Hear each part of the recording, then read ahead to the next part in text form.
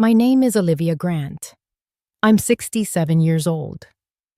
For most of my life, I worked as a case records clerk at the family court in Marlow County. Nothing fancy, just paperwork, filing, dates, and details. I wasn't the one in the robe. I was the quiet one in the back who remembered everything. And that morning, I was back in court. But this time, I wasn't there to type minutes or carry files. I was being sued by my own daughter.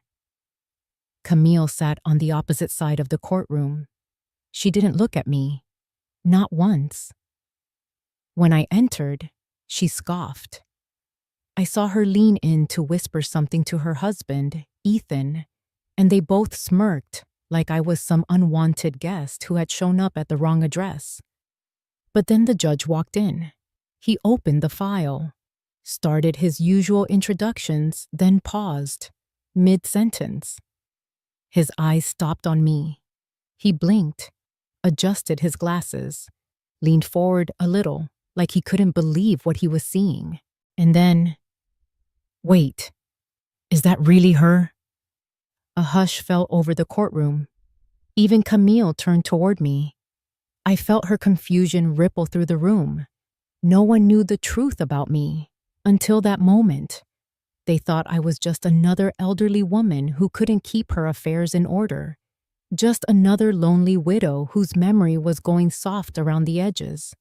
A burden, an obstacle, a signature they needed, but they had no idea what I used to be, and more importantly, what I still remembered.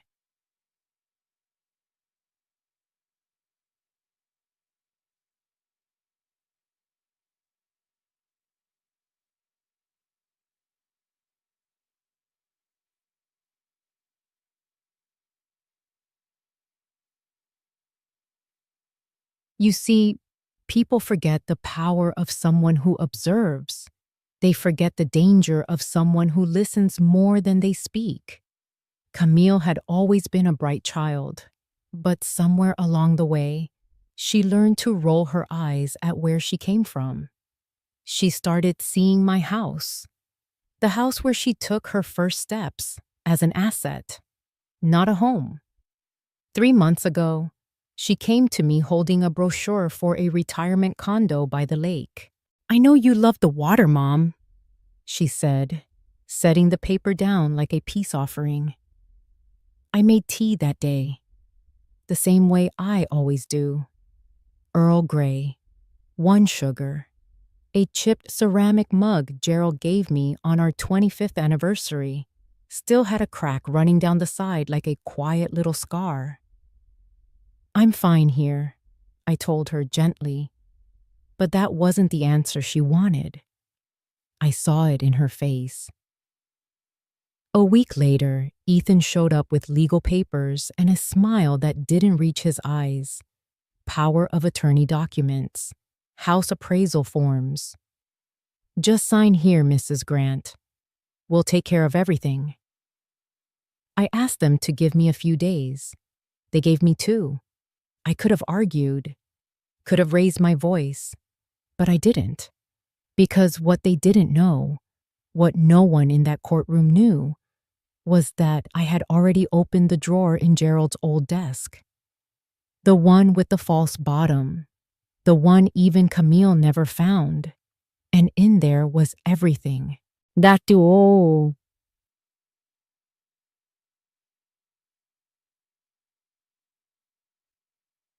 Camille and Ethan thought they were dragging a confused old woman into court, but the truth was, they had walked into a room where my name still meant something, and the man behind the bench, Judge David Morales, he had once been a scared, struggling intern in courtroom B 34 years ago.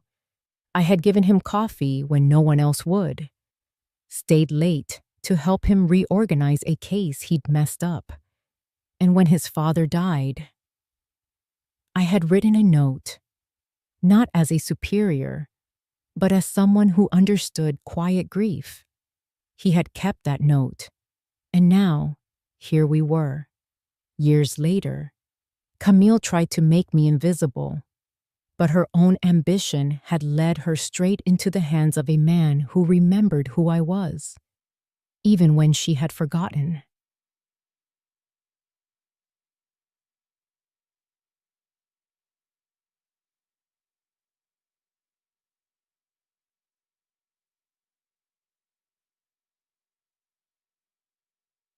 They wanted me to shrink, but I had learned long ago that sometimes the most powerful thing you can do is to simply show up.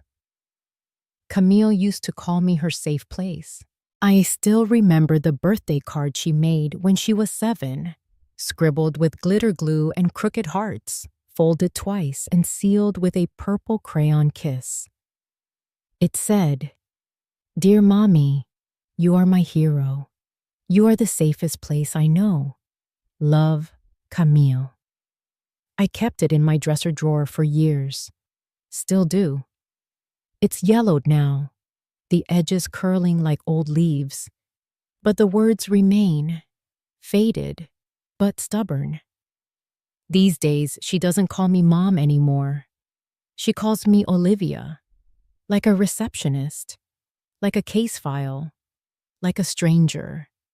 I don't remember when the shift happened exactly. Maybe it was after Gerald passed. Maybe it was the first time she said, "You should think about downsizing."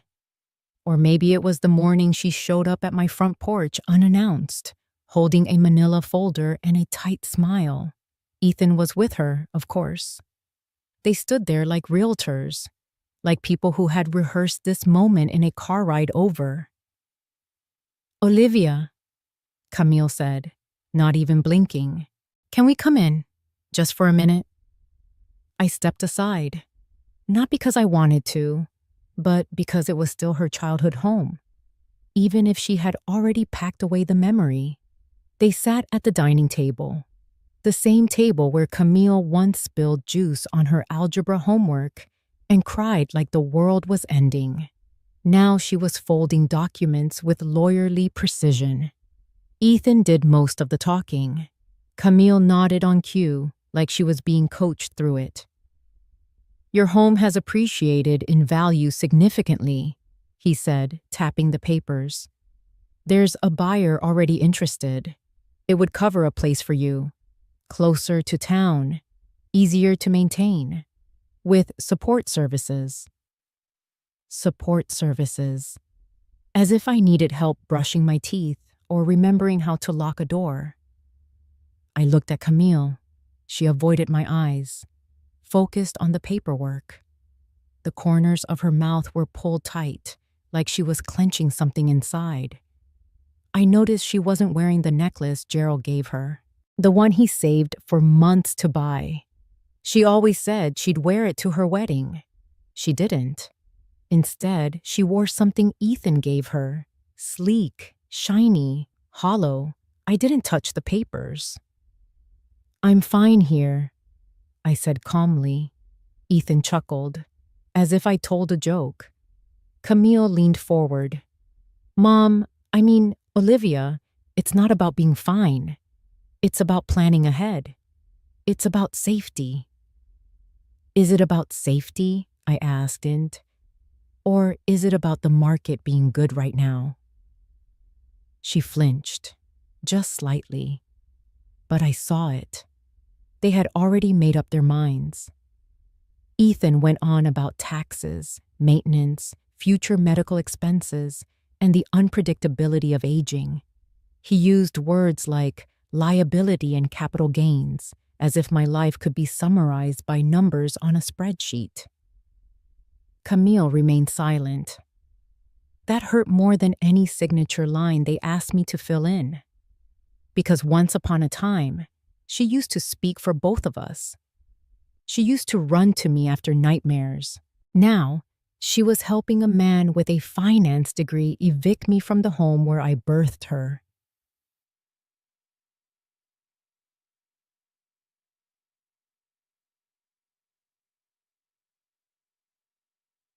After they left, I sat at the kitchen table for a long time.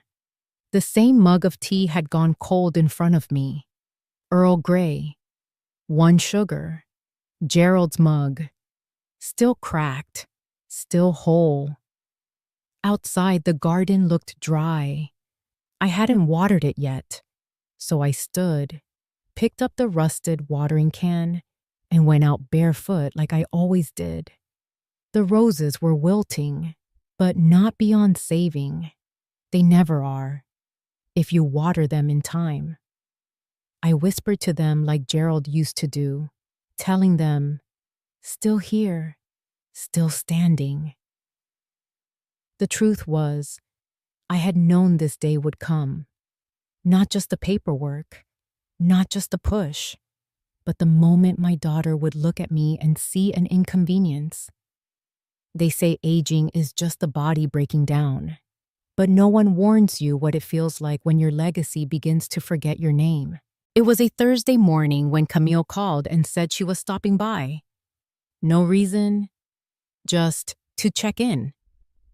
Her voice was cheerful in a way that sounded practiced, like someone auditioning for concern.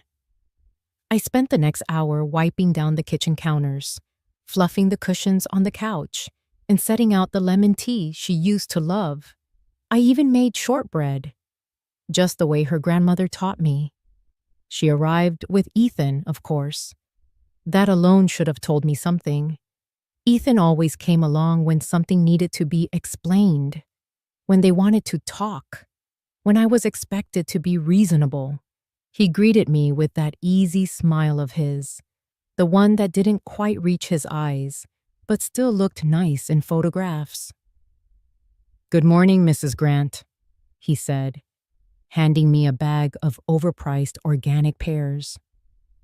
"Camille said you've been under the weather?" I hadn't been, but I nodded anyway. I was too tired to contradict pleasantries.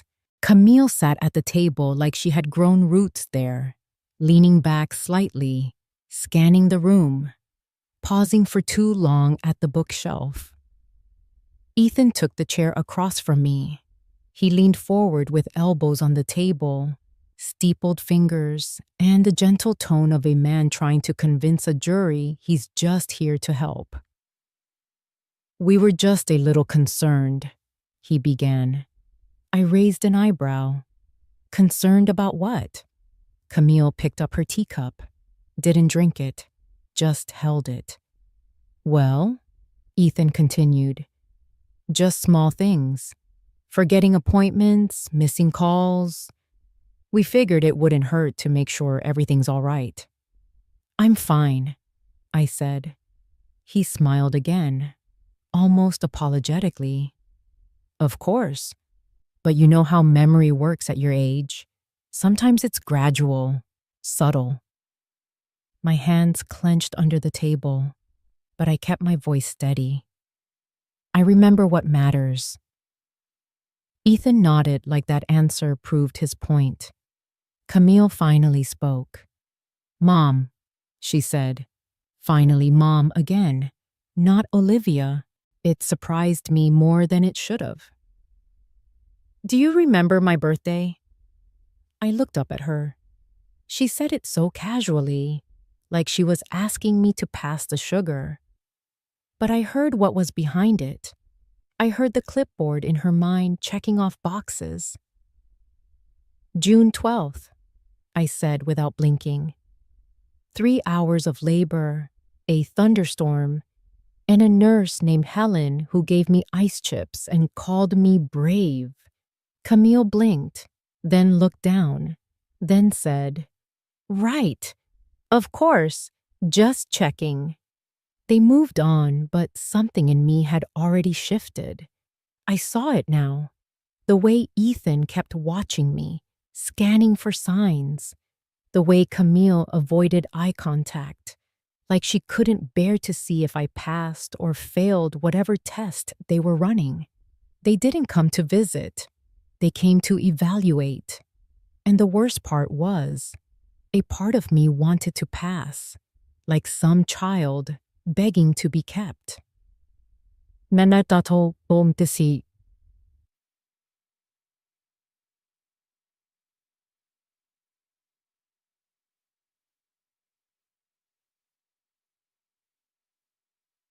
They asked more questions. Ethan, do you know what day it is? Camille, where did you put the checkbook, Mom? Ethan again. You ever get turned around driving lately? I kept answering, calmly, precisely, as if each response was a stitch in a net I was weaving to catch myself. But by the time they stood up to leave, my tea had gone cold again, and so had the air between us. At the door, Camille touched my arm. Mom, she said softly, we're not trying to upset you. We just want what's best for you. That was the moment I felt the deepest crack, because it's exactly what I used to say to her. When I took away her phone after a bad report card, when I told her no, she couldn't go to that party with the older boy. It's for your own good, because I care, because I love you. Now she was using those same words to justify stripping me of decisions, of dignity. It's a strange thing to be mothered by your own child. Stranger still when it doesn't come from love, but from control wrapped in kindness. They left without hugging me. They never hugged anymore. I stood in the doorway, watching their car disappear down the road. And for the first time in a very long time, I locked the door from the inside. That night, I couldn't sleep. I laid in bed, the ceiling fan slicing through the quiet like clock hands with nowhere to point. My mind kept replaying Camille's voice. Do you remember my birthday? Like I was a pop quiz on the verge of failing. At some point after midnight, I got up. I wandered through the dark house barefoot, the way I always did when Gerald was still alive. He used to say I moved like a ghost. Quiet as breath, live. I found myself in the study. The desk hadn't been touched since the day he passed. Not because I couldn't, but because I didn't want to. There are some things you leave alone because they're sacred, and others because you're afraid of what you might find. But that night felt different. I pulled out the old wooden chair. Its legs creaked like old bones. The surface was dusted with time and quiet. I ran my fingers across the wood grain, then opened the top drawer. Pencils, a cracked ruler, and a few yellowed receipts. I tried the side drawer, stiff, but still moved. Underneath a stack of envelopes, I noticed something strange. A seam. At first, I thought it was just the bottom of the drawer peeling.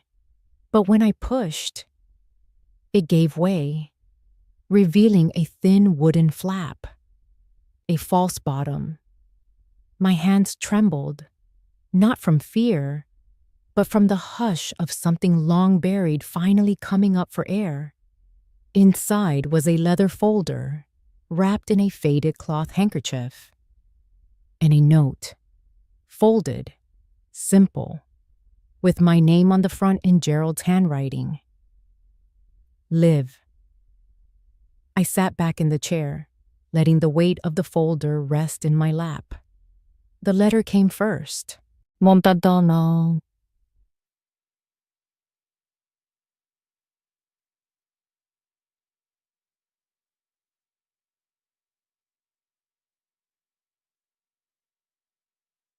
Live. If you're reading this, it means I am gone. And chances are you're asked to sign something you shouldn't. I know you'd never assume the worst, especially not from Camille. But I also know how charm can be a weapon when it comes wrapped in concern. I paused, my throat tightening. You gave everything to this family, Liv. So before I left this earth, I wanted to make sure you'd never be left with nothing. Not by them, not by anyone. Everything, and I mean everything, is yours. There were more words, ones that filled my eyes and bent my spine, but it was what came next that changed everything.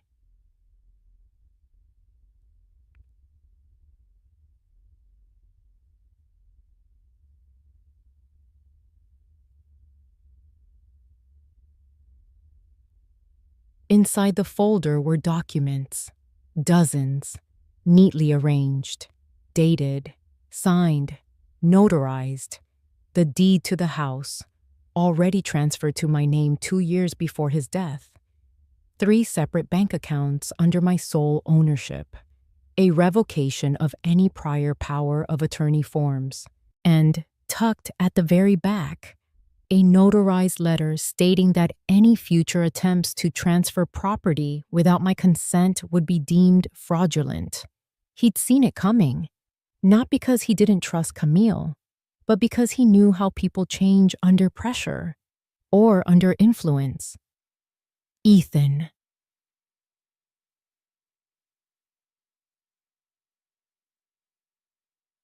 I sat there for over an hour, rereading every page, my tea going cold again beside me. The house they were trying to sell out from under me, it was mine, legally, unquestionably. The account they claimed would help manage my care, already secured, with my name, my terms, my access only. They thought I was alone, but Gerald, he had left me something better than company. He had left me clarity.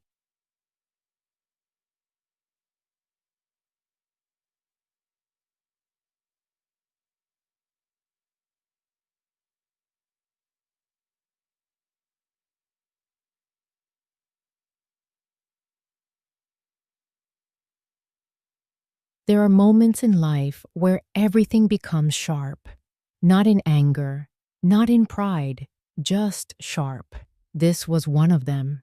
I looked around the study, the photos on the shelves, the books we used to read together, the curtains he insisted on keeping because they reminded him of sunlight. And then I looked down at that cracked leather folder. For the first time in a long time, I didn't feel like the woman being cornered. I felt like the woman who still had her footing, still had her name.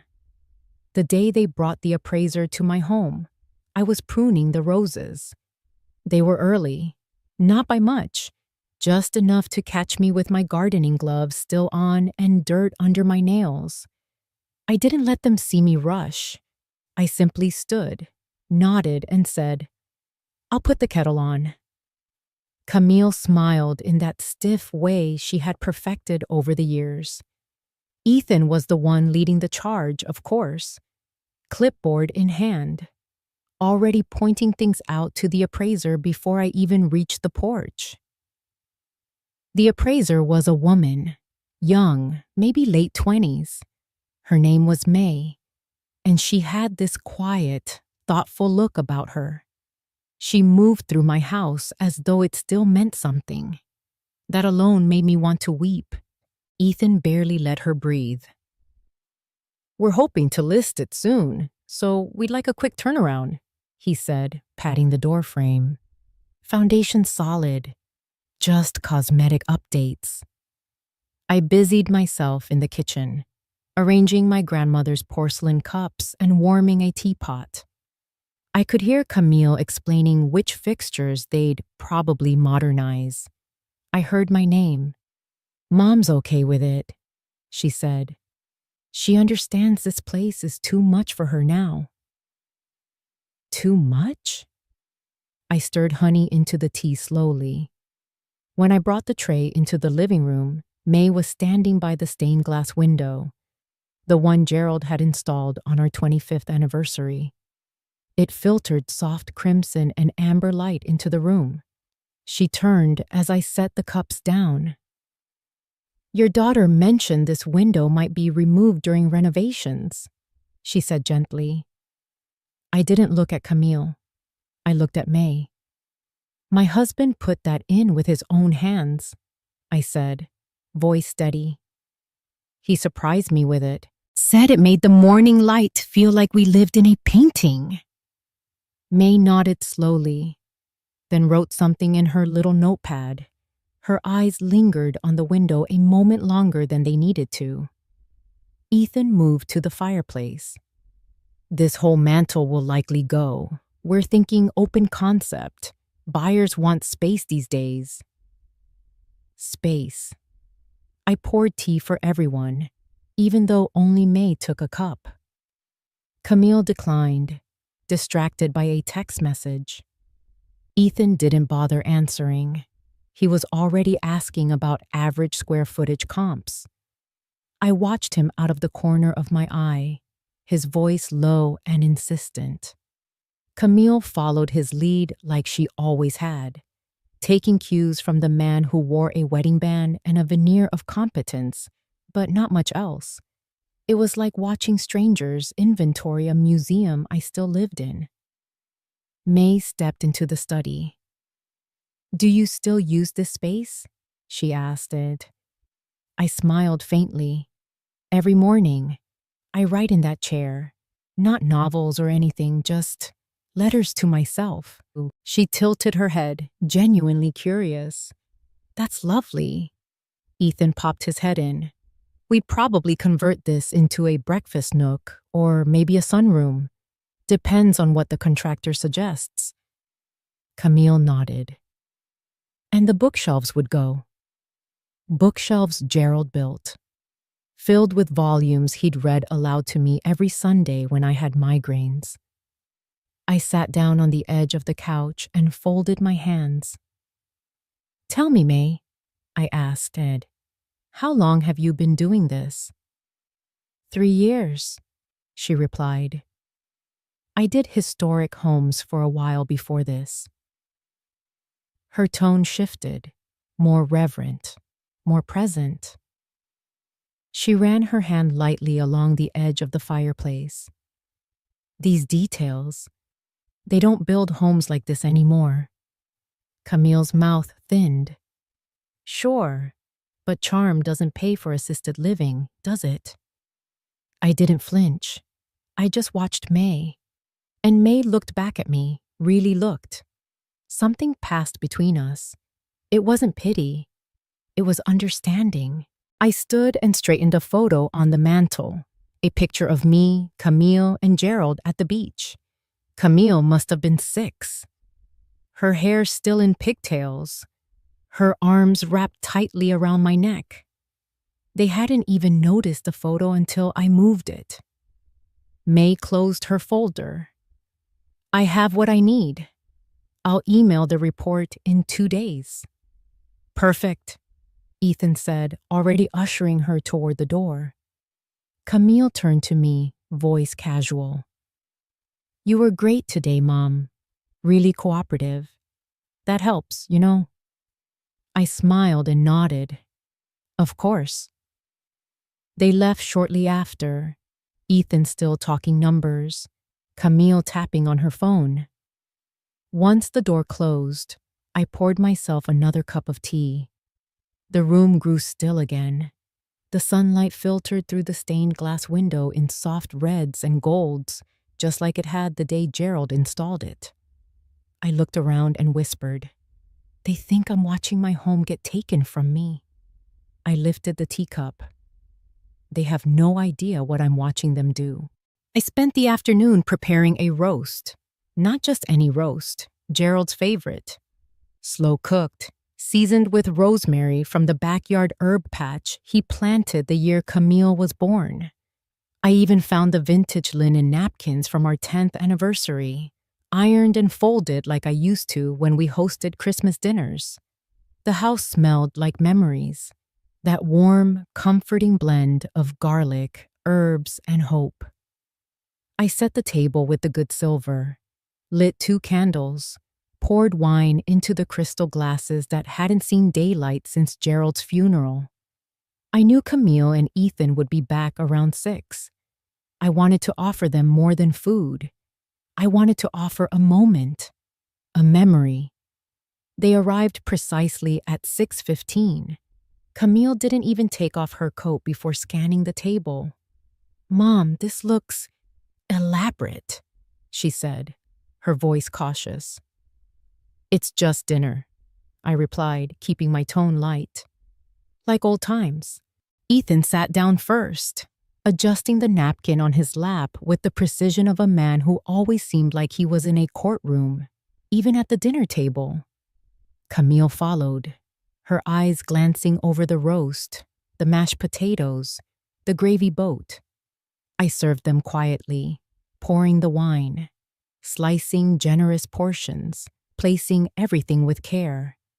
They didn't touch their plates. Ethan cleared his throat.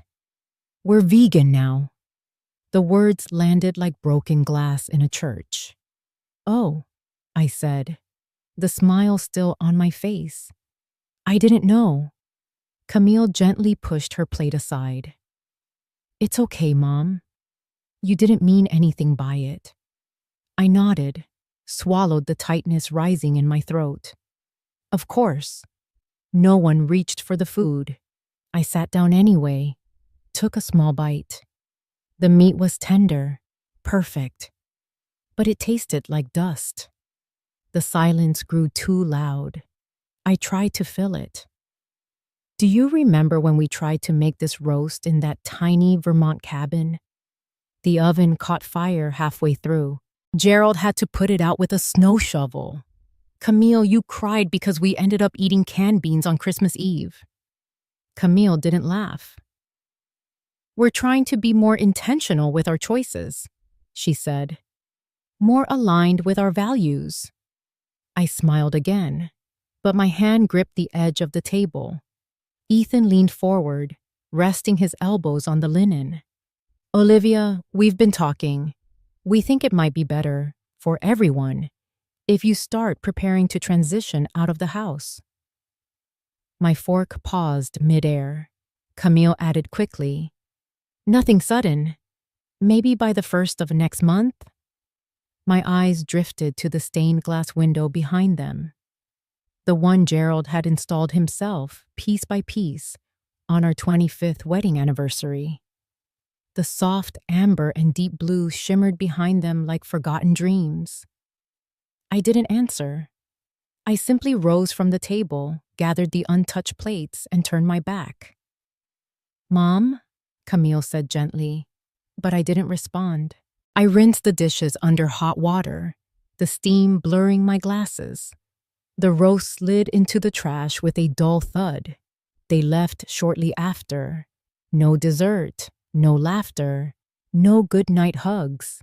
Once the door closed behind them, I stood alone in the kitchen, my hands gripping the sink. The silence was heavy, but I didn't cry. Instead, I looked around at the home I had poured my soul into. The garden visible through the window. The worn wood floors Gerald had refinished with his own 2 hands. The etched initials in the back porch railing where Camille had once carved a heart beside a boy named Tyler. They wanted me gone, moved out like old furniture. But the walls here knew my name. The floorboards creaked in time with my steps. The wind through the stained glass told me stories only I could understand. I wasn't ready to answer their question about moving, about surrendering this space, this history. So I didn't. Instead, I picked up my wine glass, took a sip, and sat back down at the empty table. The candles still flickered gently, casting soft shadows across the tablecloth. Gerald once told me, "Sometimes strength isn't in speaking. It's in knowing when silence says more." Tonight, I chose silence. But silence, I realized, could be the beginning of something louder. Camille sat across from me at the old kitchen table, the one Gerald had refinished by hand during a winter we thought we wouldn't make it through. It was where Ethan had done his homework, where Camille had learned to write her name in careful, looping letters. Now, between us, sat a stack of legal papers, sterile, sharp, and completely at odds with the warmth of the wood they rested on. She smiled, that tight, polished smile she'd perfected in corporate boardrooms, and nudged the papers closer to me. "It's really simple, Mom. Just a signature. We've already spoken to the lawyer. All we need is your consent." I picked up the top sheet and ran my fingers along the edge. The paper was thick, expensive. They'd spared no cost to make this look official, irreversible. But I didn't read it. I didn't need to. Instead, I folded it, neatly and slowly, then placed it back on the table in front of her. I slid it across the grain like an offering. Except it wasn't. It was a decision. A line drawn with silence instead of ink. Camille blinked. "Mom?" I looked at her, really looked. Not at the adult mask she wore now, but at the little girl I once held on stormy nights. The teenager who once cried over boys and SAT scores. The woman who now wanted me out of the house her father and I built. The same house she now called an asset. "Do you know I used to work at the courthouse?" I said, my voice gentle, but unmistakably firm. That stopped her. A flicker of confusion crossed her face. "What?" "I handled records," I continued. "Land transfers, property disputes, wills, deeds. It was part-time, but long enough to see how things can go wrong when people sign things they don't understand. Or worse, when they're made to feel like they don't have a choice." She stared at me like I was speaking a different language. "Gerald knew that about me," I added, my gaze steady. "It's why he always made sure I read everything. Twice. Even the fine print." A long pause stretched between us. In it, I could hear the echo of past dinners, laughter, Camille's childhood voice asking if she could lick the spoon. All of it felt like it belonged to another lifetime now. "You think we're trying to trick you?" she finally asked, voice quiet, almost offended. "I think," I said slowly, "that you stopped asking what I wanted a long time ago and started assuming I had no say." Her lips parted slightly, as if to argue, but I didn't give her the space. "I've been quiet, Camille. I've watched. I've made your tea. I've listened to your plans for this house, for my room, for my savings, like I'm already gone." My eyes didn't waver. "But I'm still here. I remember who I am." Silence. Not the comfortable kind. The kind that presses against your ears and makes your heart race. She fidgeted in her chair, fingers tapping against the table's edge. I leaned forward, softly. "Do you remember what Dad used to say about power?" She hesitated, then shook her head. I smiled faintly. "He said, 'Power isn't loud. It's not shouting or slamming doors. Power is knowing when not to speak and when not to sign.'" Her cheeks flushed. Whether from embarrassment or anger, I couldn't tell. But I saw her swallow hard, the paper still untouched in front of her. "I'm not angry, Camille," I added. "I'm just awake now." She looked at me for a long moment, and for the first time in weeks, maybe months, she didn't speak. She simply gathered the papers, slid them back into her folder, and left them on the table without another word. As she walked out of the room, her heels clicking down the hallway, I felt something settle in me. A remembering, a reclamation. I didn't raise my voice. I didn't argue. I didn't sign. But I spoke. And for the first time in a long time, I heard myself clearly. I only meant to stop in for oranges, a quick run to the market before the weekend. But fate has a way of placing the right mirrors in front of us when we most need to remember who we are. The grocery store hummed with the late afternoon chatter. I pushed my cart slowly past the produce section, the scent of ripened tomatoes and fresh dill stirring something oddly comforting in me. For the first time in weeks, I had a moment to myself. No whispers behind doors, no papers slid across tables, no ghost of Gerald's voice echoing in my ears. Just me, the fluorescent lights, and the small act of choosing between navel and blood oranges. I was reaching for a bag when I heard a voice. Soft, hesitant. Olivia? Olivia Markham? I turned slowly. A woman stood just a few feet away. Her hair was shorter now, flecked with silver, but her eyes, those eyes, I remembered them immediately. Alicia, I said, breath catching before I could help it. She smiled, though her hands trembled slightly on the cart. Oh my God, it is you. I hadn't seen her in almost 2 decades, but I used to see her every weekday morning, 8:15 sharp, outside courtroom B. Nervous, too quiet, always holding a manila folder too tightly, like it was the only thing keeping her grounded. Back then, she was just a junior clerk fresh out of college, barely 22, scared of saying the wrong thing, scared of not being heard when she said the right thing, scared of her own shadow some days. And yet, here she was. Strong posture, confident air, a quiet power about her I hadn't seen in those early years. I can't believe it's you, she said again, stepping forward. You look just the same. I laughed softly. Well, that's very kind of you, and very inaccurate. She chuckled, but then her eyes welled up, not from laughter. I've always wanted to say thank you, she said, voice low, almost like a confession. I tilted my head.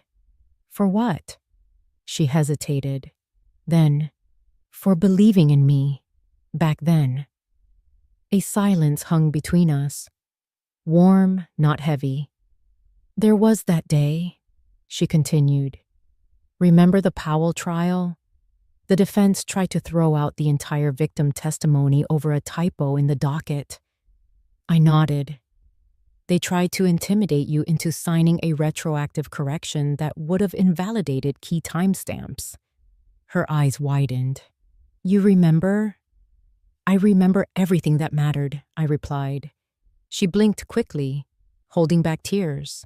Everyone else told me to just do what the senior clerk said, to stay in my lane. But you told me to trust the law, not the noise. You told me I had a voice. I had forgotten that. She reached for my hand, squeezing it gently. I didn't quit because of you. I stayed. And now, I run compliance for the county clerk's office. My eyes stung before I could stop them. I didn't realize how long it had been since someone remembered me as more than just a grandmother or a burden in someone else's home. I always wondered where you ended up, I said quietly. And I always hoped I'd get to thank you, she replied. We stood there for a moment, 2 women surrounded by pyramids of produce and the buzz of shopping carts, locked in a rare kind of stillness, the kind that rewinds the tape of your life and reminds you of the chapters no one sees but that define everything. Eventually, she glanced at her watch and sighed. I should go. My son's soccer game. Of course, I said, stepping aside. She began to walk away, but turned back. Hey, Olivia? Yes? I don't know what's happening in your life right now, but if anyone's forgetting who you are, remind them you're the woman who held courtroom B together when it was falling apart. My throat tightened. I nodded, unable to speak. That night, I sat on the edge of the guest bed, the one Camille made sure to place near the laundry room, and opened Gerald's wooden box again. Beneath the letters and files, tucked in a fold I hadn't noticed before, was an old badge, Clerk of the Court, issued 1989. It wasn't just a keepsake. It was proof. I stared at it for a long time. They thought I was invisible, but what they didn't know was that I'd once helped shape justice, that I'd once mattered in rooms where silence had power, and I was beginning to remember what that felt like. The first time I saw Talia James, she was walking briskly out of the legal aid office in downtown Charleston, carrying a stack of files almost taller than she was. Her afro puffed confidently above her head, her posture upright, her presence magnetic. I'd gone there on a whim, or perhaps it was something deeper, something that pulled me toward a truth I'd been too quiet to speak. She looked so young, but there was steel in her eyes. When I finally sat across from her in that modest office, everything felt smaller than I remembered courtrooms to be. There were no sweeping wooden benches, no echo of gavels, just laminate floors, a humming air conditioner, and a woman half my daughter's age who saw me fully. Perhaps for the first time in years. She didn't interrupt. Not once. Not when I told her about the temporary guardianship Camille and Ethan wanted me to sign. Not when I explained how they left brochures for assisted living homes on the kitchen counter, passive-aggressively arranged next to my reading glasses. Not even when I paused too long, when I clenched my jaw to keep from crying, or when my voice cracked at the part where Camille said, "It's just time, Mom. Time for us to take care of your things now." She just listened, hands folded, steady breath. The opposite of Camille, who always glanced at her phone mid-conversation, tapping replies with one thumb while nodding distractedly. And when I finally stopped speaking, unsure if I had built a case or just made a fool of myself, she leaned in slightly and said, "Miss Monroe, I don't think you're trying to keep a house. I think you're trying to keep your name." My chest tightened. It was true. It wasn't just about square footage or equity. It was about being seen, being remembered. It was about dignity. That was the moment I chose her. Not because I thought she was the most experienced. Not because I thought she could win. But because she understood what this was really about. On a level that had nothing to do with law and everything to do with justice. As we began going over the details, she pulled out a legal pad and took notes, not typing on a laptop, not recording me, just listening, pen to paper, like she respected my words enough to write them by hand. "I don't need to win," I told her softly. "I just need someone to hear me, to stand beside me as I speak.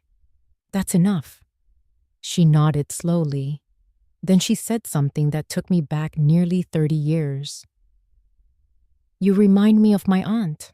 She was quiet too, until she wasn't." There it was again.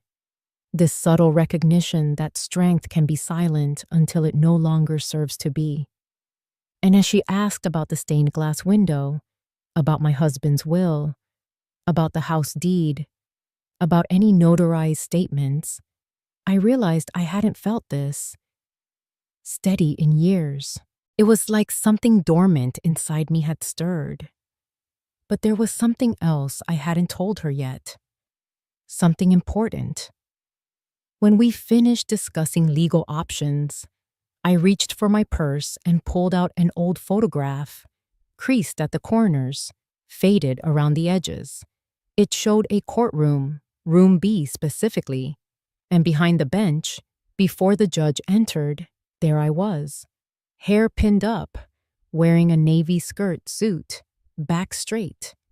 A court clerk holding a file in my hands like it was sacred. I slid the photo across the desk. "I used to work here," I said. I wasn't just someone's mother or wife. I was the one who passed the ruling to the judge, who verified the signatures, who held the silence in the room while families were being broken and stitched back together. Talia studied the photo with reverence. Her fingers touched the corner like it might crumble if handled too quickly. "Then you know the weight of every word," she whispered. I nodded. "I do." And that's when I knew, without ever saying it, that she would carry my voice like her own. Later, when she walked me to the door, I turned to thank her, but the words wouldn't come out. So I just smiled, and she said, "They don't know who they're up against, do they?" No, I thought, but soon they would. Because sometimes justice begins not in the courtroom, but in the quiet choice to finally be heard. The courtroom wasn't new to me, but this time, it wasn't my seat behind the clerk's desk I was walking toward. It was the plaintiff's side, my side, and that made all the difference. My shoes clicked softly against the linoleum as I entered. The room was cool, familiar, but not the same. Everything felt both smaller and heavier, like the past and present were colliding in that quiet space. Camille was already seated. She didn't look at me. Her hair was pulled into a sleek, ambitious bun, the kind that said, "I came to win." Ethan sat beside her, wearing a suit that didn't quite fit him right, fiddling with his watch. They leaned toward their attorney, whispering like children with secrets they thought would stay hidden. I placed my bag gently beside my chair and sat. I didn't look their way. The bailiff called the court to order. The gavel struck once, then twice more, as if confirming what we all felt. This moment was larger than whatever words would be spoken. And then he entered, Judge Mercer, a name I hadn't heard in over 20 years, gray at the temples now, broader in the shoulders. But I knew that face, knew it like an old song that plays on the radio and transports you back without asking. He climbed the steps to the bench, adjusted his robe, and opened the file before him. Then he looked up and stopped. Our eyes met. A pause, just long enough for the air to shift. He blinked once, then leaned slightly forward, narrowing his eyes. He set the file down, cleared his throat, looked again. The room held its breath. "You?" he said softly, more to himself than to the room. Then louder, with clarity, "Ms. Olivia Hartman." Camille looked up confused. I didn't turn to her. Judge Mercer removed his glasses. "You were in courtroom B," he said. "Back when I first got assigned here. You processed my first hearing packet, remember that?" I nodded once. "I remember." He chuckled, but it was the kind of laugh that came with something heavier behind it. "You didn't just process my papers," he said to the room, his voice deepening. "You asked how my first day went.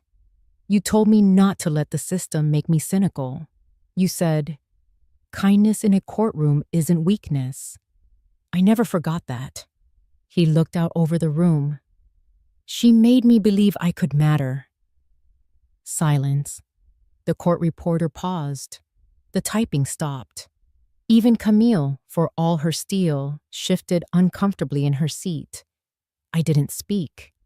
I didn't need to, because the truth was standing there, upright, polished, and wearing a black robe. Because it had waited patiently through the years, and now it had come to stand beside me. I let the moment stretch, held it like a soft ribbon in my hands. Camille's lawyer cleared his throat, trying to reclaim the room with legalities. Your Honor, we'd like to proceed with the motion. Judge Mercer raised a hand. In time, Counselor. He looked back at me. I don't imagine you're here lightly, Miss Hartman. I offered him a small smile. Not lightly, but not bitterly either. He nodded once, slowly, and then returned his gaze to the bench.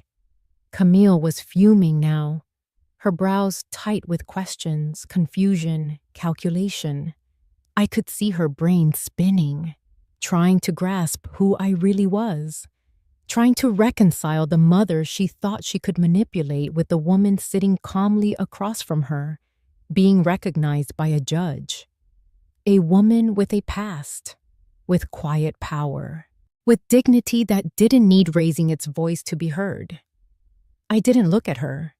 Instead, I looked at the ceiling, the faded panels where I used to count while waiting for jury verdicts. I let my eyes trace the walls I once passed every day, let the memories wash over me like soft echoes of a life that had mattered, even if no one at home had remembered. And in that silence, I found something I hadn't felt in years. Peace, not victory, not revenge, just peace, the kind that wraps around your shoulders like a shawl you almost forgot you owned. The hearing would go on. Motions would be made, arguments delivered, papers filed.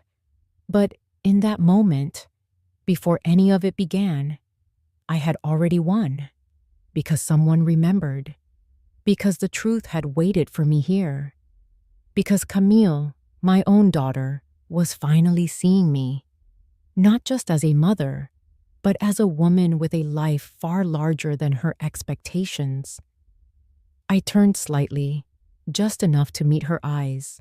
She was staring. I didn't say a word. I didn't need to. The courtroom was colder now, though maybe it was just me.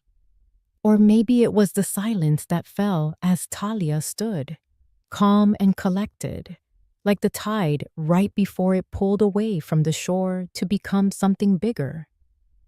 She began simply, Your Honor, we would like to submit a motion to include supplemental evidence, recordings, medical documentation, and security footage that clarify my client's mental state.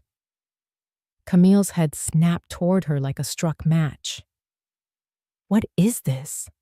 She whispered, more to Ethan than the room. The judge nodded, adjusting his glasses. Proceed.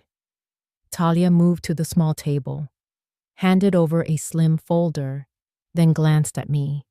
Not a dramatic look, just enough for me to know she had listened, that she understood I wasn't here to win. I was here to be seen. She tapped the first tab open. This is a full cognitive evaluation conducted just 5 months ago. No signs of memory loss, confusion, or dementia. In fact, the notes highlight Miss Olivia's above-average recall and logical reasoning for her age. I didn't move, didn't blink. Let the words stand like small fires lighting the room. She went on. Here is the recording from the public library. Miss Olivia reserved computer time, logged in with her card, and printed the original deed. The one she kept in her drawer, not the corrected one submitted by the opposing party. Camille was shifting now, visibly. I could feel her fidgeting through the silence. Ethan stayed unnervingly still, his jaw locked, his fingers laced tightly in front of him like a man in prayer, or pretending to be in prayer. Talia then clicked a device. A soft voice filled the courtroom. It was Camille's. "You just have to sign it, Mom. You're forgetting things anyway. Let us handle it. Just put your name down, okay? You don't want to embarrass yourself again, do you?" It wasn't yelling. That was the terrifying part. It was calm, smooth, rehearsed. Like this wasn't the first time she'd played both daughter and manipulator in one breath. People in the courtroom shifted. Someone gasped faintly. Then the last thing Talia submitted. My journals.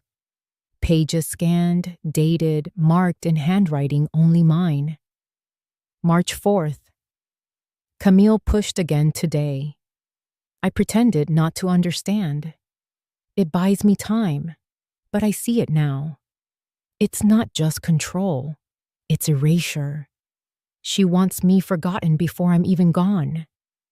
I sat still as the judge read, and when he looked up, his eyes weren't cold anymore. They carried that familiar sheen, recognition, not just of a former clerk, but of a person who chose not to scream when screaming would have been easier. Camille stood up suddenly. "She wrote those herself. She probably faked them after I left the house." The judge raised a hand. "Enough, Miss Camille," then turned. "Miss Olivia, do you have anything to say?" My mouth felt like it had sand in it, but my voice was clear. I didn't fight back when she blamed me. I didn't argue when she called me forgetful or old or irrelevant. I didn't scream when she tried to replace my name on the house deed. I just remembered.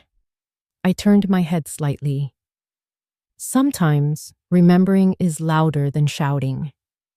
Camille sat down like someone had unplugged her. Her cheeks burned red, her eyes wide. But Ethan, he leaned toward her, whispered something with that same crooked smile he used when he first brought her home. The smile I never liked. He wasn't rattled. Not yet. But he would be. Because the truth wasn't just about what they tried to take. It was about what I still had. My mind, my records, my voice. And now, my witnesses. Talia rested a hand gently on the table beside me. I didn't look at her, but I felt it. The reassurance, the quiet power of being believed by someone who had no reason to doubt me, but chose not to anyway. Across the room, I watched Camille slowly realize this wasn't going away. And Ethan, he wasn't smiling anymore. The courtroom was hushed, thick with the tension of unraveling truths. I sat quietly, hands folded in my lap, watching my daughter's face from across the polished floor. She avoided my gaze, but I could tell her composure was cracking. There was something in the way her fingers picked at the hem of her blazer, in the way her eyes kept shifting, not with confidence, but with a child's panic in the dark. The judge had called a brief recess. The air was heavy. Camille didn't stand to stretch or consult with Ethan. Instead, she leaned forward slightly, pretending to adjust her papers. But then, her lips moved, soft, barely audible. I'm just scared to be alone." The words floated across the space between us, not like an attack or an accusation, but like a confession. She didn't look at me when she said it. Her gaze stayed fixed on a point just above my shoulder. She must have known no one else could hear. Not the judge, not the court clerk, not even Ethan, who sat so close to her their shoulders nearly touched. But I heard it. Clearer than anything she'd ever screamed at me. Louder than her accusations. more real than all the cold silence she'd weaponized against me for years. I felt the breath leave my body, not in shock, not in triumph, just in something deeper, like grief, like recognition, like watching a dying star flicker for the last time. I didn't respond, not with words. Instead, I looked at her, fully. My eyes met hers. There was no pity in my gaze, no anger either, only the truth of everything that had passed between us, what was said, and more importantly, what was left unsaid. She flinched when our eyes locked. That was the moment she blinked.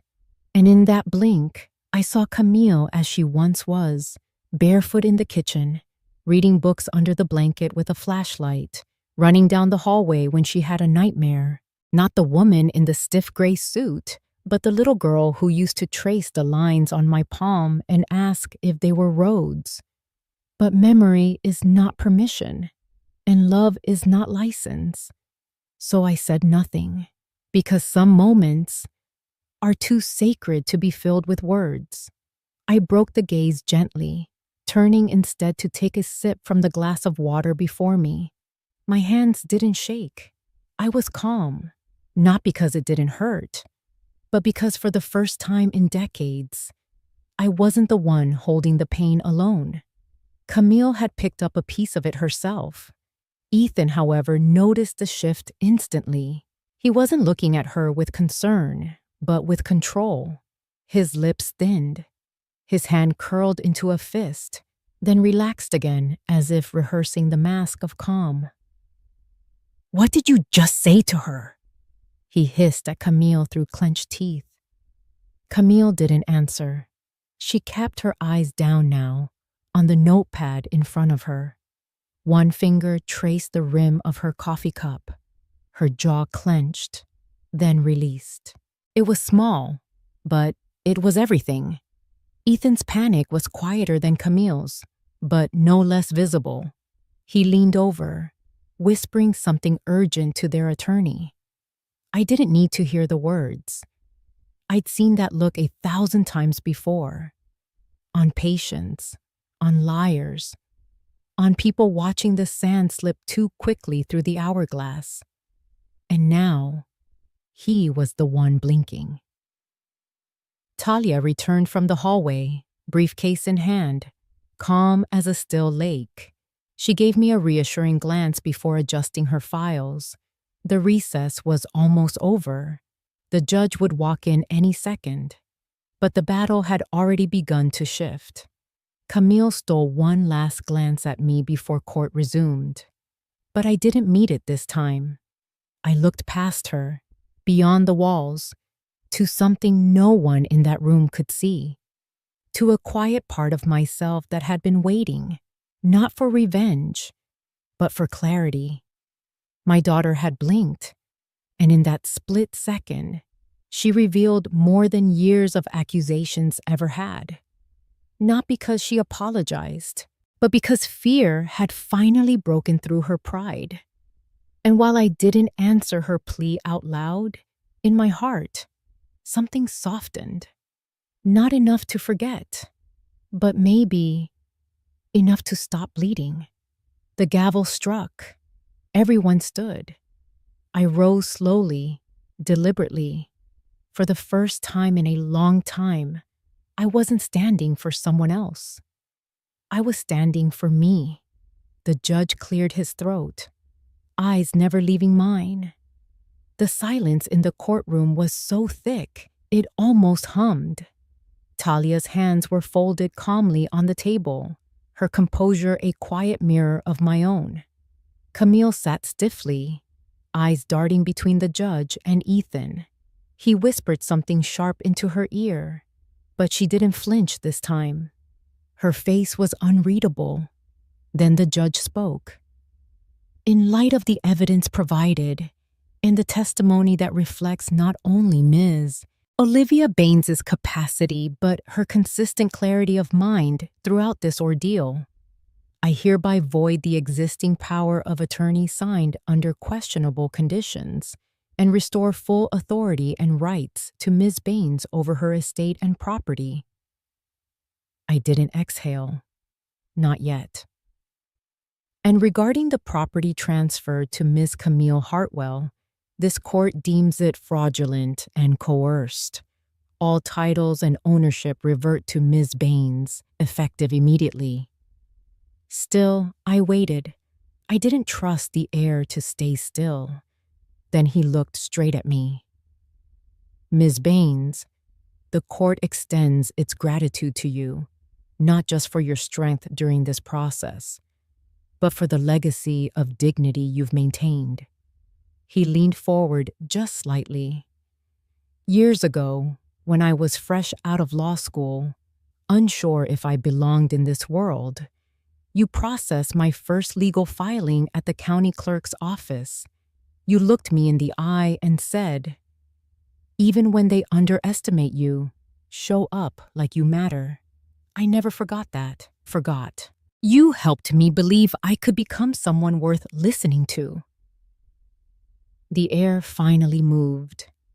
I blinked, slowly, but said nothing. Camille lowered her head. Ethan rolled his eyes, his jaw tightening. For once, he had no smirk, no comment, just a flicker of disbelief, like the ground had shifted beneath him, and he couldn't find his footing. Then the judge continued. Ms. Baines, the city recently approved a pilot mentorship program pairing experienced community figures with aspiring public service professionals. We would be honored to invite you as one of the inaugural mentors. I froze. Of all the things I thought would come after this, quiet, rest, maybe a walk in my garden, I never imagined this. I looked at Talia. She gave me a soft nod, but I turned back to the judge and answered with the calm I had earned. I'm honored, I said, but I'll have to decline. I think I finally learned that my peace is not a prize I'm willing to trade anymore. He smiled and respected it. Then came the question of financial damages. Talia stood and presented our final motion: compensation for emotional distress, legal fees, and attempted financial exploitation. The judge nodded. A fair claim, given the circumstances. But I rose before he could sign. Your Honor, I said, my voice steady. I'd like to withdraw the request for financial compensation. Gasps rippled through the courtroom.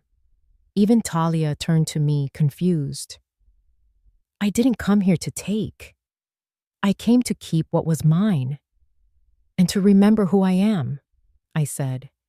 I looked at Camille, just for a breath. She wouldn't meet my eyes this time. I believe justice doesn't need to shout. It only needs to be seen. I meant every word. The judge nodded, and it was done. After the session, people stood, not out of obligation, but in respect.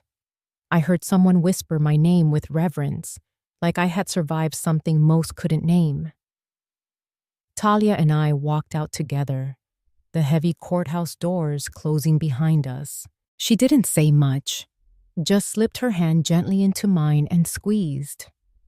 We were two women from different times, different scars, but there was a thread between us now. Outside, the autumn air was crisp. The sun had shifted slightly since morning, casting long shadows on the stone steps. I turned to her. You'll make a fine lawyer, Talia. Not because you speak well, but because you listen better than most people breathe. She smiled, genuine, warm, quiet. And for the first time in months, I felt taller. Not because I'd won, not because I'd exposed them, but because I hadn't lost myself in the fire.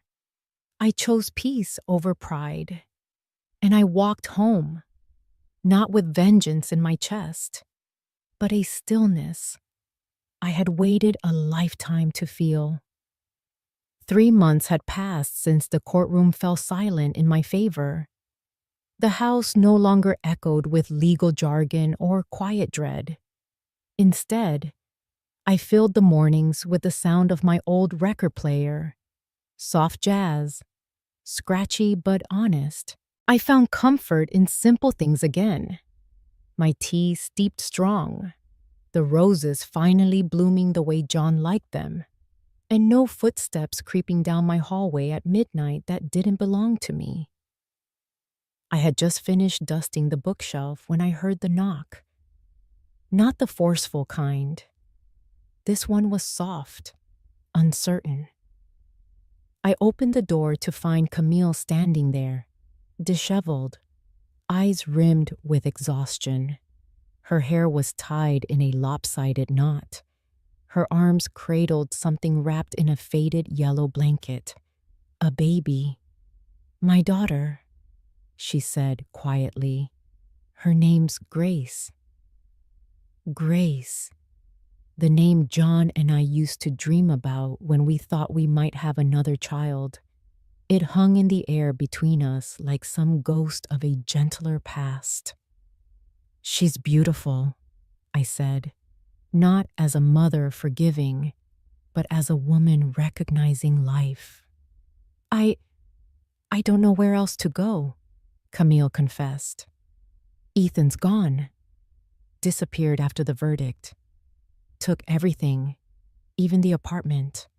I have no money, no one. There was a long pause.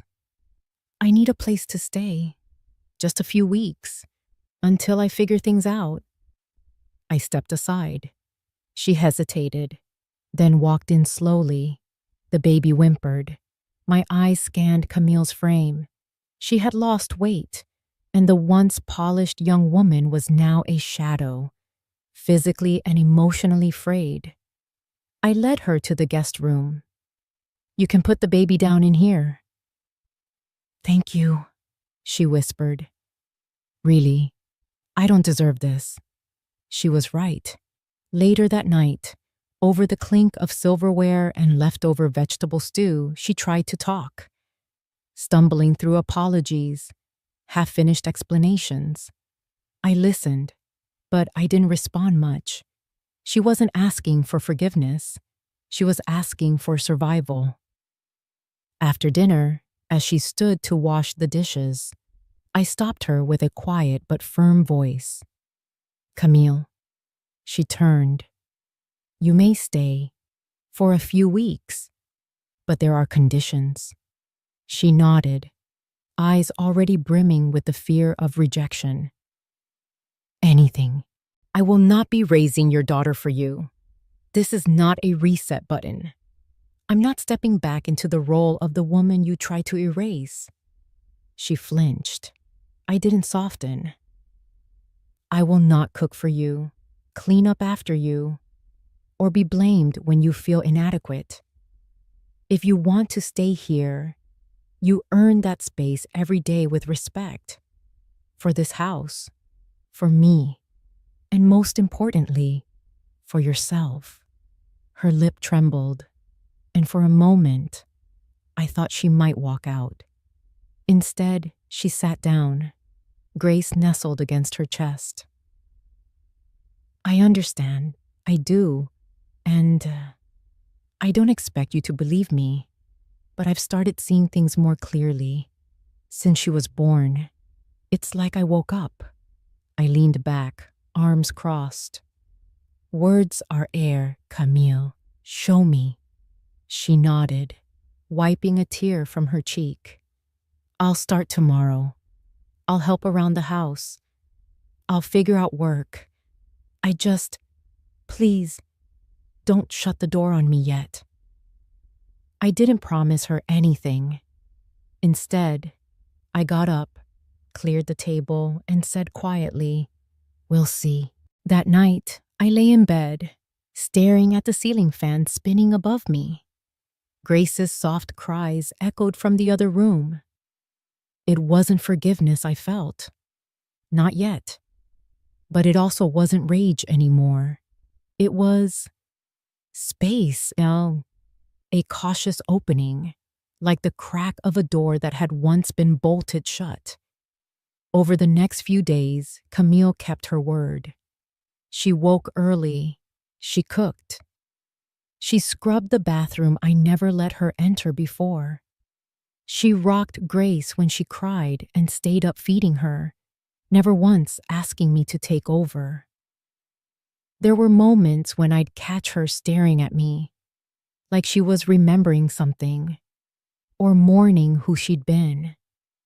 And sometimes, when she thought I wasn't looking, she smiled at Grace in that helpless, wide-eyed way only a mother who's scared she might fail ever does.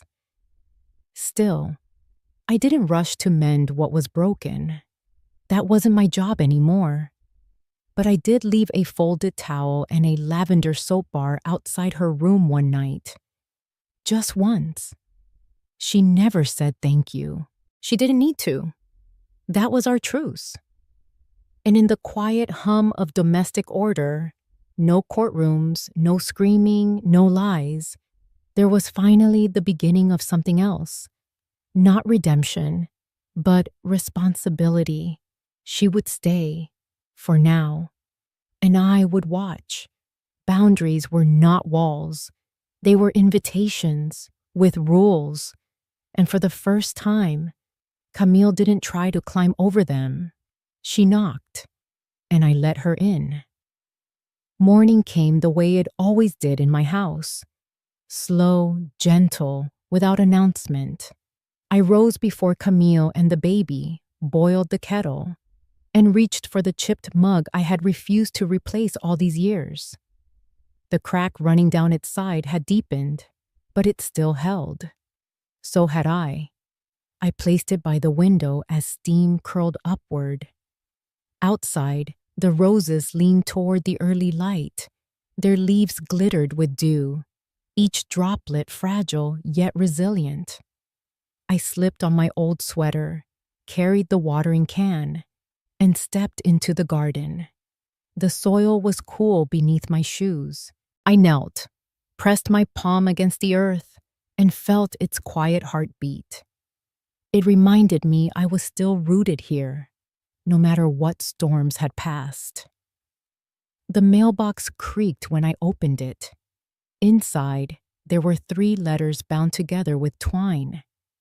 Handwritten envelopes, edges soft from travel. I carried them back inside, set them on the kitchen table, and poured tea into my mug. By then, Camille had stirred. She came in carrying Grace, whose cheeks were still rosy from sleep. She looked at the letters, curious. "Who are those from?" I slid the bundle closer. "Read them."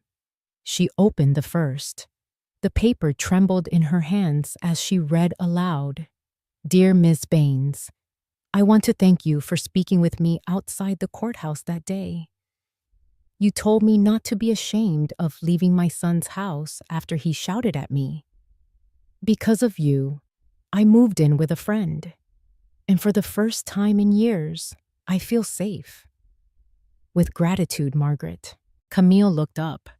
Her voice caught between surprise and guilt. "Mom, you helped her?"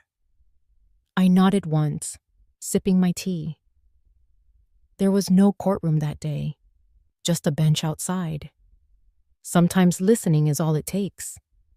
She opened the second letter. I almost signed away my apartment because my daughter insisted she knew best. But then I heard your story on the community program.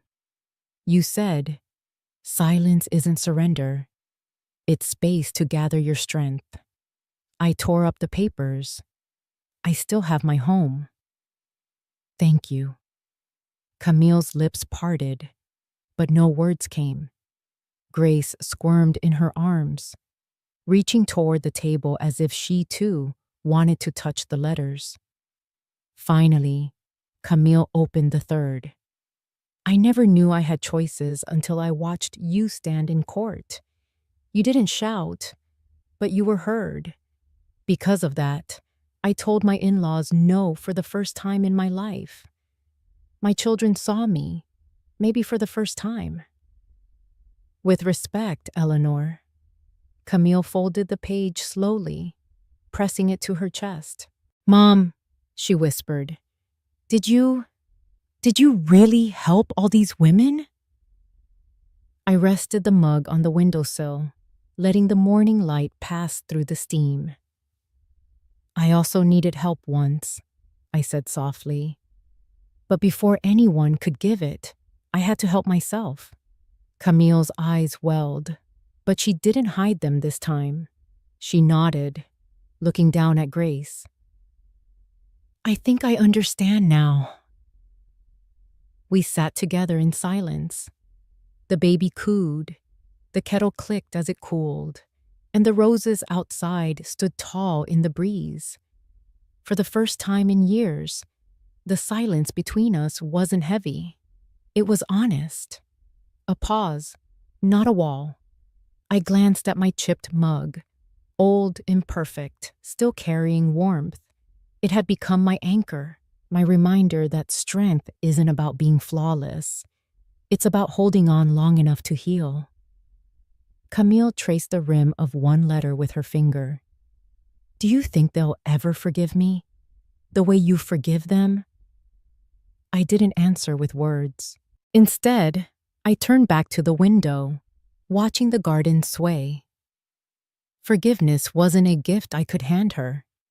It was a seed she'd have to plant herself. But I smiled. And for now, that was enough.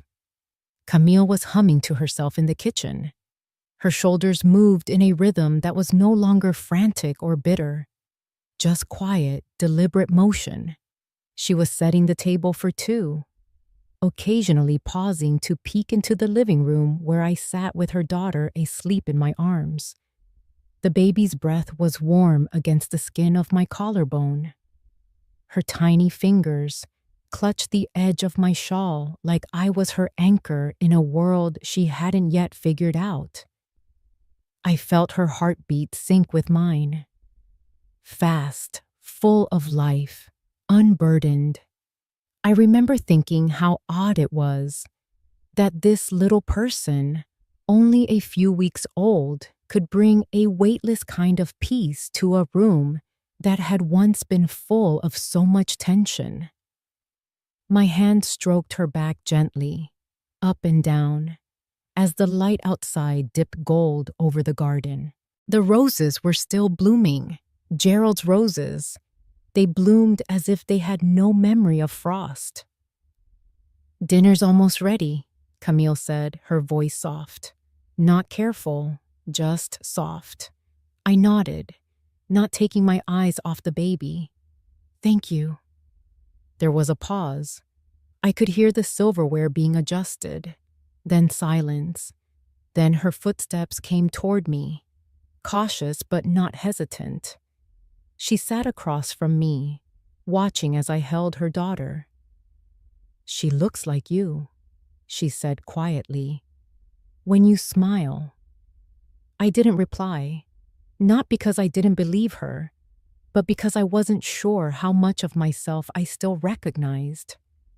The woman I used to be had given everything to this family, and somewhere along the line, she'd gotten erased. But holding that child, this child born from brokenness, I felt something reassemble, something quiet but unshakable. Camille leaned forward slightly, watching my face. Mom, I turned to her. I know it doesn't fix anything, but I've been trying, really trying. Her voice didn't tremble. It carried no demand. I didn't realize how much I carried from you until she was born. And I don't want to pass down the wrong things. For the first time, she didn't sound like someone looking for forgiveness. She sounded like someone seeking clarity. I looked back at the sleeping baby, then to Camille again. You know, I began slowly. Your father once told me something when I wanted to walk away from everything. She tilted her head. What did he say? I smiled faintly. Don't shrink, Liv. When the time comes, rise. Camille was quiet for a long beat. I didn't win because I fought, I said, stroking the baby's hair. I won because I remembered who I was. That wasn't just about the court case. It was about every quiet moment I chose not to explode, every boundary I finally drew, every time I chose not to apologize for surviving. Camille looked down at her hands. Then, without a word, she got up and walked back into the kitchen. I watched her move, not to flee, but to finish. She returned with the water pitcher and a small dish of lemon slices, just the way I liked it. And as she set them down, she whispered, I'm not perfect, but I'm not walking away this time. Her voice didn't beg. She just said it like a truth. I stood, cradling the baby close, and walked to the window. Outside, the shadows had begun to stretch long across the lawn. The same old rocking chair sat on the porch, the one Gerald had painted in his last summer. The garden was still. The cracked mug sat on the windowsill. The one Camille had broken all those months ago, now glued back together, imperfect but whole. I had put it there as a reminder that not everything broken needed replacing. Some things simply needed understanding. And as the baby stirred slightly in my arms, I knew this story would never have a perfect ending, but it had a different one of stillness, of boundaries respected, of voices found again, and maybe, just maybe, a beginning. I looked back one last time. Camille was wiping down the table, methodically, just as I used to when she was small, and watching me with wide eyes from her booster seat. She caught me watching and offered a tiny smile. Tentative, but real. I didn't return it. I just held her gaze. And in that silence, I hope she understood. Some doors don't swing open again. They creak slowly. They require care. And if she wanted to come through, it wouldn't be as a child. It would be as a woman finally ready to see. So now I'll ask you, the ones listening, if it were your daughter, would you let her back in? Or would you have shut the door for good?